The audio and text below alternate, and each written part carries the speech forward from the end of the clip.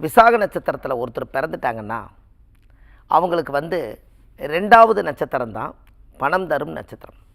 அப்போ விசாக நட்சத்திரத்துக்கு அனுச நட்சத்திரம் தான் 2வது நட்சத்திரம். இந்த 2வது நட்சத்திரக்கார நீங்கள் தொழில் செய்கிற இடத்துல கூட பக்கத்தில் வச்சுருந்தீங்கன்னா அவங்களுடைய அலைவரிசை, அவங்களோட வைப்ரேஷன், அவங்களுடைய இறையருள் சக்தியினால் நமக்கு அந்த 2வது நட்சத்திரம் பணம் தரும்.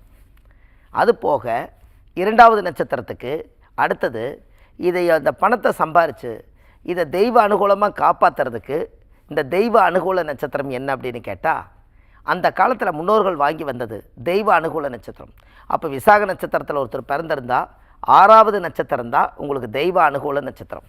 அப்போ விசாகம், அனுஷம், கேட்டை, மூலம், பூராடம், உத்திராடம். இந்த உத்திராட நட்சத்திரம் 6வது நட்சத்திரமாக வரும். இந்த 6வது நட்சத்திரம் உங்கள் வாழ்க்கையில் ஒரு தெய்வ அனுகூல நட்சத்திரம். தெய்வ அனுகூல நட்சத்திரம்னா என்ன? உங்களுடைய வாழ்க்கையில் ஒரு தெய்வமே உங்களோட வந்து வாழுது. நீங்கள் எங்கேயாவது ஒரு பக்கம் போகிறீங்க, நீங்கள் விசாக நட்சத்திரக்கார உத்திராட நட்சத்திரக்கார பயணம் பண்ணி கூட போனீங்கன்னா உங்களோட வர்றது அவர் மனிதர் கிடையாது, தெய்வம். அப்போ தெய்வ பார்வையாக நீங்கள் அவரை பார்த்தா உங்கள் வாழ்க்கையில் தெய்வ அனுகூலம் எப்போதும் இருக்கும்.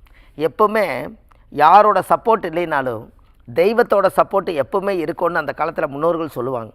அப்போ முன்னோர்கள் சொல்லுவாங்கன்னா எப்போவுமே நம்ம விசாக நட்சத்திரத்தில் பிறந்துக்கிறவங்க உத்திராட நட்சத்திரக்கார ஆணாக இருந்தாலும் சரி பெண்ணாக இருந்தாலும் சரி அந்த நட்சத்திரக்கார என்றைக்குமே வாழ்நாள் முழுவதும் அவங்களுடைய அனுகிரகம் அவங்கள சுற்றி இருந்தாலே ஒரு தெய்வம் அவங்கள சுற்றி இருக்குது என்று பொருள்.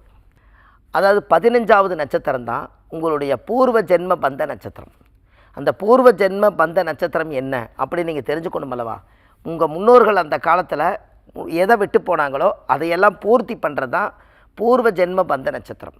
அப்போ விசாகத்துக்கு விசாகம், அனுசம், கேட்டை, மூலம், பூராட, உத்திராட, திருவோணம், அவிட்டம், சதயம், பூரட்டாதி, உத்திரட்டாதி, ரேவதி, அஸ்வினி, பரணி, கிருத்திகை. அப்போ இந்த கார்த்திகை நட்சத்திரம் தான் உங்கள் வாழ்க்கையில் பூர்வ ஜென்ம பந்த நட்சத்திரம். இந்த பூர்வ ஜென்ம பந்த நட்சத்திரம் எப்போவுமே உங்கள் வாழ்க்கையில் அவங்களுடைய முன்னோர்களுடைய ஆசீர்வாதத்தால் வந்த நட்சத்திரம் தான் இது.